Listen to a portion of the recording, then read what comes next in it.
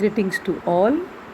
Myself, Dr. Linta Arora, Assistant Professor, Department of Botany, Government PG College, Bara. Today we are going to study about Introduction of Economic Botany. आज मैं आपको economic botany का एक परिचय दूंगी। बच्चों, economic botany क्या है और ये हमारे लिए किस तरह यूज़फुल है, आज मैं इसके बारे में आपको बताऊंगी। मानव आदिकाल से ही अपनी आधारभूत आवश्यकताएं जैसे भोजन, वस्त्र व आवास, फूड, क्लोथिंग एंड शेल्टर हेतु पादपों पर निर्भर रहा है। हमारी बेसिक नीड्स बच्चों क्या होती है? हमें भोजन अच्छा मिले, फूड मिले, हमें कपड़े अच्छे मिलें पहनने के लिए, क्लॉथिंग, शेल्टर, हमारा अच्छा घर हो जिसमें हम आसानी से आराम से रह सकें। जैसे जैसे सभ्यता का विकास हुआ, मानव की आवश्यकताएं भी बढ़ती गई। वह इन्हीं आवश्यकताओं की पूर्ति के लिए मानव ने पादपों के बारे में अधिक जानकारी प्राप्त करने की जिज्ञासा उत्पन्न हुई।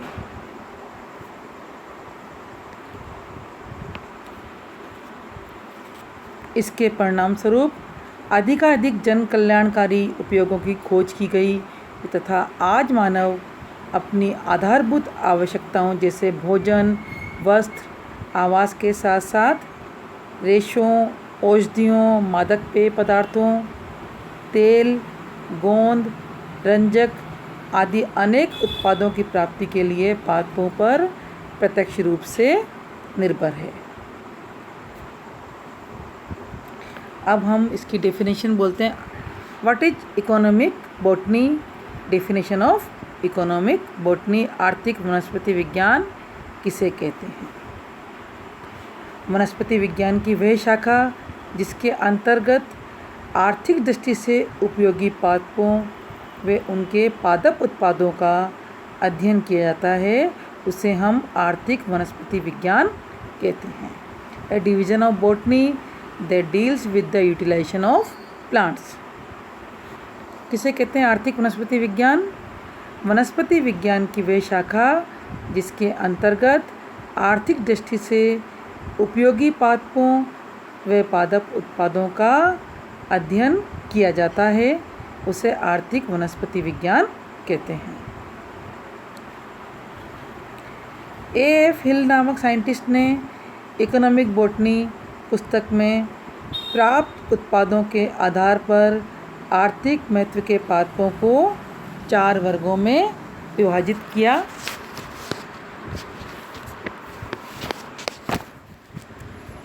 ये 4 वर्ग हैं: industrial plants, drug plants, food plants and food adjuncts.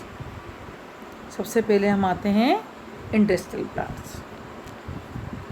Industrial plants में सबसे पहले हम आते हैं fibre plants, cotton, jute, hemp, flax, सनहेम।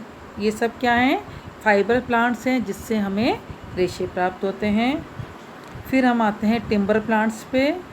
सागवान, शीशम, साल, देवदार और चीड़, इनसे हमें टिम्बर प्राप्त होती है, लकड़ी प्राप्त होती है। ये टिम्बर प्लांट हैं। टेनिंग एंड डाइंग प्लांट, कत्था, नील, कुसुम, ओक, ये सब क्या हैं? टेनिन व रंजक हैं। फिर नेक्स्ट 4th है रबर प्लांट्स, इसमें पारा रबर, आसाम रबर और Ceara rubber. 5th gum and resin plants, इसमें बबूल, धाबड़ा, कतीरा। ये बबूल से हमें और धाबड़ा से और कतीरा से हमें गम एंड रेजिन्स प्राप्त होते हैं। नेक्स्ट वाष्पशील तेल पादप, इसमें एसेंशियल ऑयल प्लांट्स, इसमें क्या है? चंदन, मोगरा, lavenders. 7th fatty oil plants, इसमें सोयाबीन, सरसों, मूंगफली, जैतून आदि पादप आते हैं।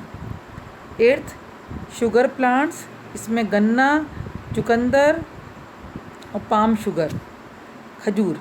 गन्ना, चुकंदर व खजूर प्लांट्स आते हैं। सेकंड, ए फिल ने डिस्क्राइब किया औषधीय पादपों ड्रग प्लांट्स के बारे में, मेडिसिनल प्लांट्स के बारे में। पहला मेडिसिनल प्लांट सिनकोना, एफेड्रा, धतूरा, हैनबे। सेकंड, च्यवनप्राश व धूम्रपान, इसके अंदर पान, तंबाकू, अफीम, गांजा, सुपारी आते हैं। थर्ड डिस्क्राइब किया उन्होंने फूड प्लांट्स, जिसमें सीरियल्स पहले नंबर पर उन्होंने लिया, सीरियल्स और मिलेट्स को, अनाज व मोटे अनाज। इसमें गेहूँ, चावल, जौ, मक्का, बाजरा, रागी व राई आदि मोटे अनाज आते हैं। सेकंड उन्होंने लिया दालों को, लेग्यूम्स, इसमें चना, उड़द, राजमा, मटर, मसूर व मूंग आदि। थर्ड उन्होंने लिया वेजिटेबल्स, सब्जियां, इसमें सारी सब्जियां आ जाएंगी, मूली, शलगम, आलू, बंद गोभी, फूल गोभी, पालक, भिंडी, radish, turnip, potato, cabbage, cauliflower, spinach and okra. Fourth number पर उन्होंने फ्रूट्स को रखा, जिसमें banana, grapes, guava, papaya, pomegranate, संतरा, orange, melon, peach. Fourth number पर उन्होंने सह खाद्य पादप को रखा। इसमें पहले नंबर पर उन्होंने रखा मसाले व खुशबूयुक्त पदार्थ, जिसमें अदरक, हल्दी, लौंग, काली मिर्च, केसर, दालचीनी, हींग आदि को रखा। सेकंड में उन्होंने पेय पदार्थ का रखा, जिसमें चाय, कॉफ़ी, कोला व चॉकलेट्स को इसमें रखा। अब हम आते हैं, सबसे पहले हम स्टार्ट करते हैं सीरियल्स से। सीरियल्स क्या है? सीरियल्स क्या है? अनाज। अनाज क्या है?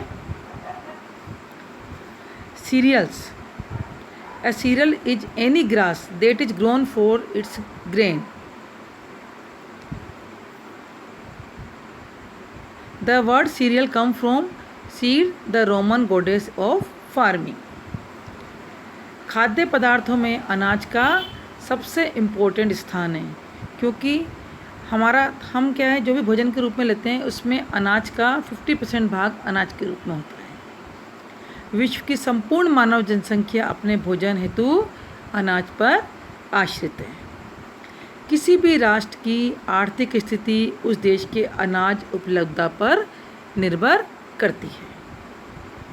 सीरियल शब्द ग्रीक भाषा के शब्द सीड से उत्पन्न हुआ, जिसका शाब्दिक अर्थ है प्राचीन ग्रीक सभ्यता की अनाज देवी, the goddess of grain of ancient Greeks.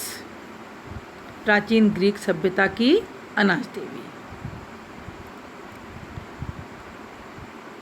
Serial जो प्राप्त होते हैं ये सब अधिकतर हमें पोएसी कुल के सदस्यों से प्राप्त होते हैं।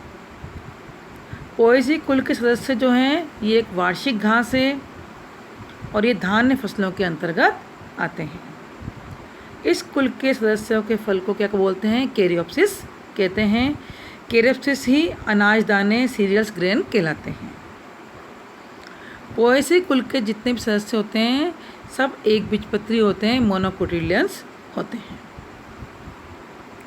सीरियल्स को 4 भागों में विभक्त किया गया है। मेन सीरियल्स, जिसमें कि गेहूँ, चावल व मक्का आते हैं। सेकंड, माइनर सीरियल्स, जिसमें जई, राई और जौ आते हैं। थर्ड, मिलेट्स, जिसमें ज्वार, बाजरा व सभा आते हैं। और फोर्थ, स्यूडो सीरियल्स, जिसमें कुट्टू व सिंगाड़ा आते हैं। अब सीरियल्स हमारे लिए इकोनॉमिकली इम्पोर्टेंट क्यों हैं? सबसे पहले बात, सीरियल्स में कार्बोहाइड्रेट प्रचुर मात्रा में पाया जाता है, साथ में इसमें प्रोटीन, फैट व विटामिन्स भी पाए जाते हैं, इसलिए सीरियल्स हमारे लिए इम्पोर्टेंट है। इसकी लाइफ साइकिल जो होती है, जीवन चक्र होता है इसका, बहुत छोटा होता है। बहुत कम समय में अधिक फसल ली जा सकती है, इसलिए ये इससे अधिक फसल ले लेंगे तो ये क्या होगा इससे कि हमारे देश में अनाज की हमेशा उपलब्धता रहेगी कम समय में ज़्यादा फसल लेने के कारण। थर्ड, इसमें अनुकूलन क्षमता अधिक होती है, अतः किसी भी जलवायु में अपने आप को ये अनुकूलित कर लेते हैं। अनाज की प्रकृति शुष्क होने के कारण इनका संग्रहण व परिवहन आसानी से हो जाता है।